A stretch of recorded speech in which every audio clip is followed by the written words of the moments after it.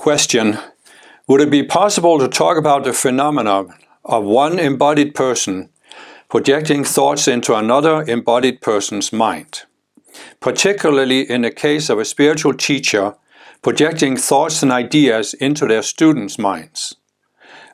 When is this possible and when is it ethical? I recently read a story about a spiritual teacher doing this because he wanted to ensure that his students were receiving guidance from within. But it struck me as being a bit manipulative and a way to further the agenda of the teacher and stifle original or potentially dissenting ideas. In the example, they were working on a project together. The person doing the projecting was not a guru, but was looked at as a teacher and was attempting to lead a community using the principles of his guru, and felt that his ideas came from them and originated ultimately with God. In other words, if it is projected from another human in embodiment, is it really from within? Well, I think your intuition here is absolutely right, that this is simply a form of manipulation. I mean, I personally would never attempt to project my thoughts into another person's mind, nor would I allow somebody to project thoughts into my mind. And I don't care what the justification is. I understand this is a very clever justification that will work for some spiritual people. You know, the guru wants to make sure that you really understand his teaching, and that's why I have to project these ideas into your mind, because they come from the guru and they ultimately come from God. So you should open your minds to the thoughts I'm projecting into your mind. You know, the way I look at it, and this is always, I think even before I found the spiritual path, so it must have been something I realized in past lifetimes, that the law of free will is the law of free will. And the law of free will works in an interesting way that we don't normally think about. We are in a physical body. And somebody can come up to me and hit me.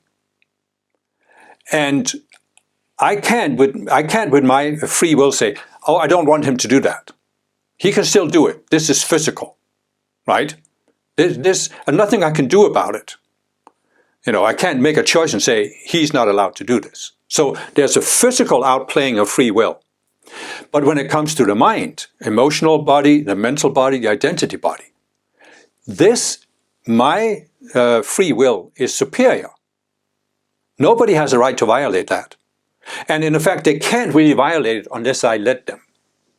And this is why you see in this example that there was a justification given for why people should allow these thoughts to be projected. Because unless you open your mind, nobody can really project thoughts into your mind. They can project thoughts at you, but you have to take them in. You have to accept them in order for them to affect you.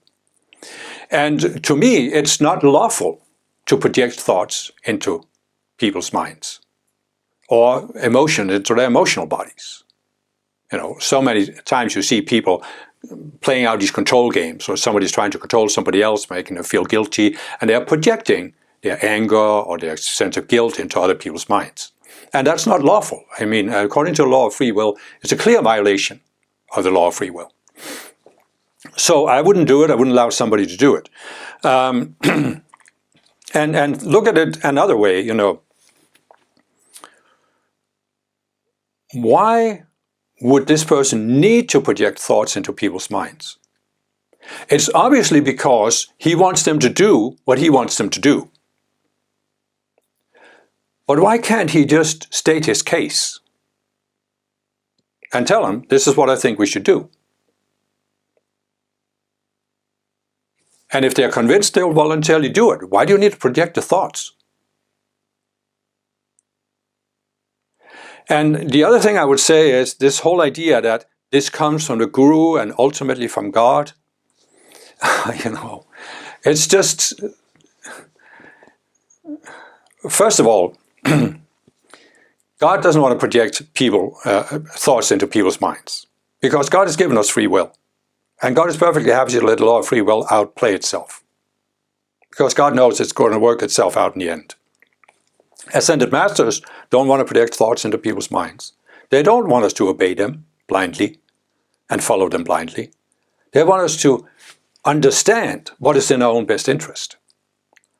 So it's like, you know what I'm saying? It's like your option as a spiritual teacher is to help people see what is in their own best interest. And when they really see what's best for them, they will choose it naturally.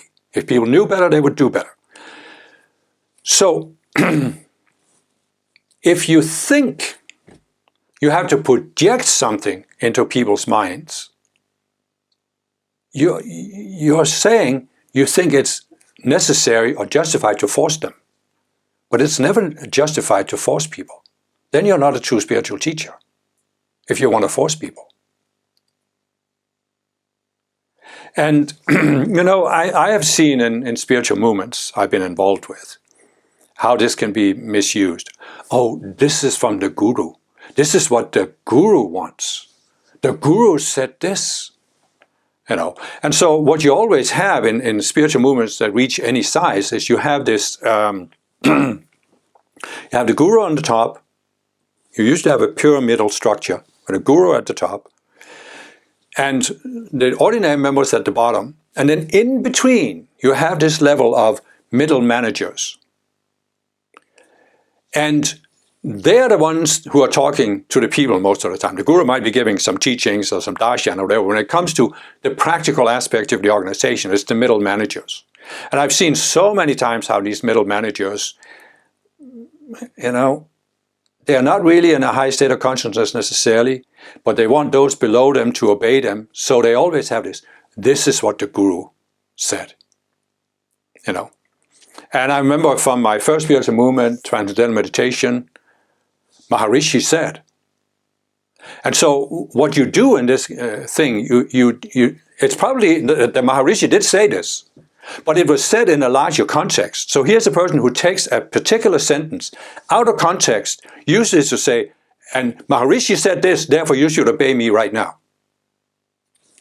My second spiritual movement, Elizabeth Care Prophet, the Summit Lighthouse, Elizabeth Care Prophet was called Mother. And the most common remark you would hear was, Mother said. And again, taking something out of context. I've heard it in other spiritual movements. This person said, that person said. And, you know, if it's so simple, you know, if you believe in your ideas, do you need to refer to some higher authority to get other people to accept the ideas? As I said, if the ideas are valid, and if people are ready for the ideas, they will see that it's their own best interest. If they don't see it, it's not your job to force other people. And so I know I'm oversimplifying things because I know very well that there is probably nothing more difficult on earth than a spiritual movement. You know, any kind of organization is, of course, difficult because you have people who are put together in an organization. They have to sometimes work out some very complex problems. And naturally, there's going to be personality clashes. And people's psychology is people's psychology, and it's going to come out. So it's always complicated. It's even more complicated in a spiritual movement because now you have this absolute standard of the guru or the teaching or this or that. So I understand it's difficult, but without going into too long of a diatribe here, I'll get back to the question. I don't think it's lawful to project thoughts into other people's minds, even if you're a spiritual guru. And if you are a valid spiritual guru, it shouldn't be necessary to project thoughts into people's minds.